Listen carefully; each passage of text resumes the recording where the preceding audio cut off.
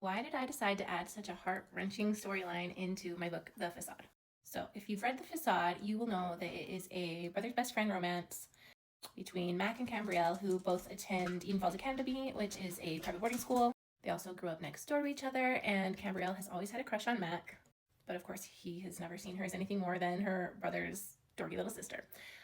But the difficult part of this book is, in this story, Mac is also dealing with the fact that his mom has a terminal illness. She has a brain tumor. This specific brain tumor is the glioblastoma multiforme brain tumor. It's considered like the white shark of brain tumors because it's, at least when I was writing this, incurable and terminal.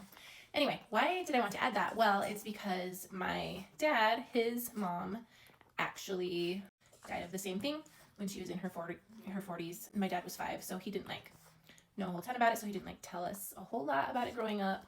But of course, it was sad. He grew up without his mom at a very young age. And so deciding to write about that gave me the opportunity to learn a little bit more about my grandma that I had never met, and just kind of what it was, more about her life, and also how things went with her illness and all of that. So yes, this story is heart-wrenching at times, and I don't want to spoil too much, but I did cry a lot writing it, and there were some times where I was just like, I really didn't want to do what I knew I really had to do for the story. Not necessarily the lightest of reads, but I do add a lot of humor into the story as well. It's not all doom and gloom.